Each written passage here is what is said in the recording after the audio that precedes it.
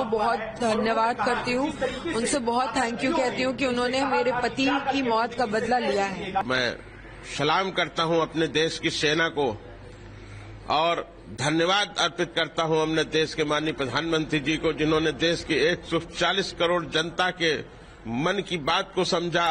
शुभम की आत्मा को आज सच्चे तौर पे आज शांति मिली है, आत्मा को शांति मिली होगी। जहाँ पे भी आत्मा होगी उसने शांति का अनुभव किया होगा। मुझे विश्वास था कि हमारे माननीय प्रधानमंत्री मोदी जी हमारी भावनाओं का, हमारे जो हम लोग के दुख के दौर से गुजर रहे उन भावनाओं का आदर करेंगे।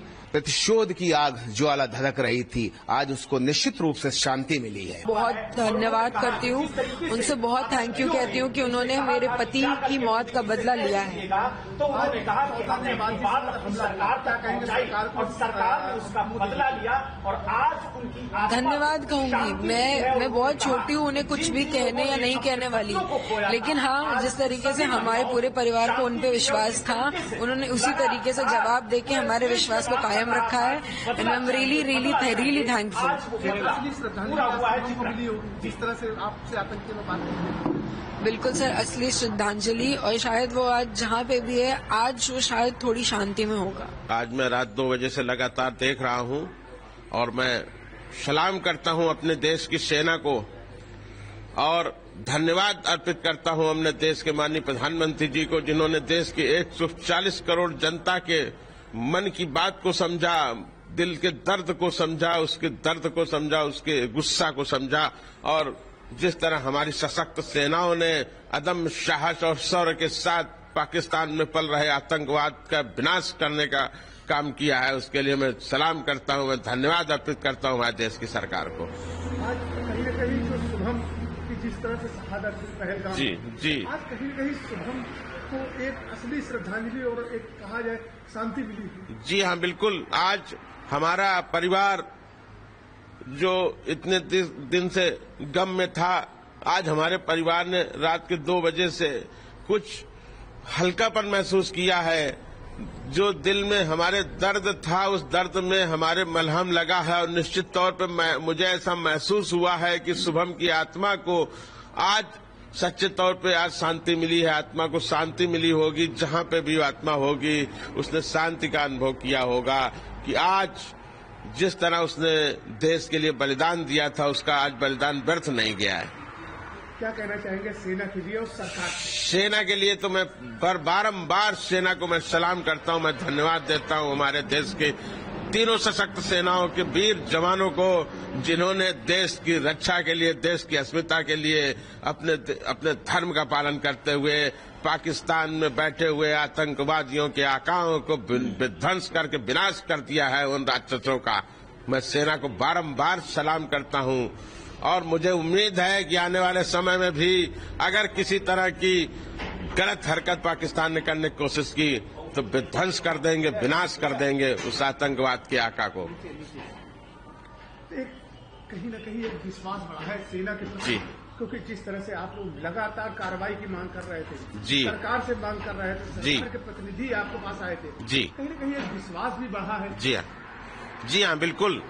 मैं पहले दिन से सरकार से, माननीय देश के माननीय प्रधानमंत्री जी से मांग कर रहा था कि छोटी मोटी कार्रवाई से नहीं, मिलिट्री ऑपरेशन, सेना की कार्रवाई से ही इस तरह के राक्षसों का, इस तरह के दुष्टों का विनाश करके ही आतंकवाद पे काबू पाया जा सकता है। क्योंकि जिस भाषा को ये लोग समझते हैं, जिस भाषा में उनको जवाब देना चाहिए, आज उस भाषा में हमारे देश के प्रधानमंत्री जी ने जवाब दिया है, हमारे देश की सशक्त सेनाओं ने उनको जवाब दिया है। आज उन्होंने आतंकवाद के समूल नाश का शुरुआत कर दी है और निश्चित तौर पर मेरा मानना है कि अब आतंकवाद का समूल नाश ही करेंगे हमारे प्रधानमंत्री जी। आतंकवाद बिल्कुल बर्दाश्त नहीं है किसी भी मुल्क में, किसी भी देश में, चाहे वो हमारा देश हो या कोई और देश।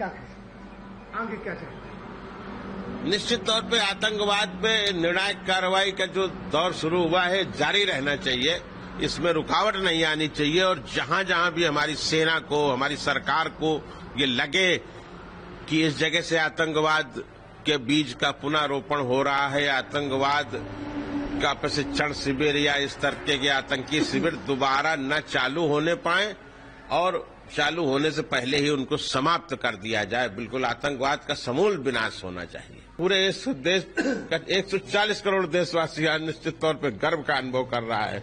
आज उसकी पीड़ा में मलहम लगा है, आज उसके दर्द, उसके जख्मों में मलहम लगाने का काम किया है हमारे देश के माननीय प्रधानमंत्री जी ने, माननीय गृह मंत्री जी, माननीय रक्षा मंत्री जी। मैं सबको बारंबार धन्यवाद देता हूं और बारंबार अपने देश की सशक्त सेनाओं, सशक्त सैनिकों को सलाम करता हूं, उनके साहस के लिए, उनकी वीरता के लिए और उनके धर्म रक्षा के लिए, देश और राष्ट्र की रक्षा के लिए। जब 22 अप्रैल को हमारा बच्चा शहीद हुआ वहाँ पे, तब भी हमने ऐसा कहा था, हमारे बच्चे के साथ जो बाकी के जितने भी लोग शहीद हुए, तभी मैंने कहा था कि नहीं, एक अब क्रांति आएगी हमारे देश में। और मुझे विश्वास था कि हमारे माननीय प्रधानमंत्री मोदी जी हमारी भावनाओं का, हमारे जो हम लोग के दुख के दौर से गुजर रहे हैं, उन भावनाओं का आदर करेंगे और आतंकवाद के समूल नाश के लिए वो निश्चित रूप से बहुत कठोर कदम उठाएंगे।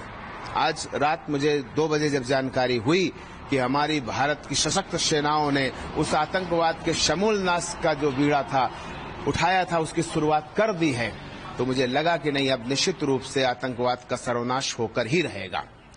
मैं बहुत धन्यवाद देना चाहता हूं माननीय प्रधानमंत्री मोदी जी को।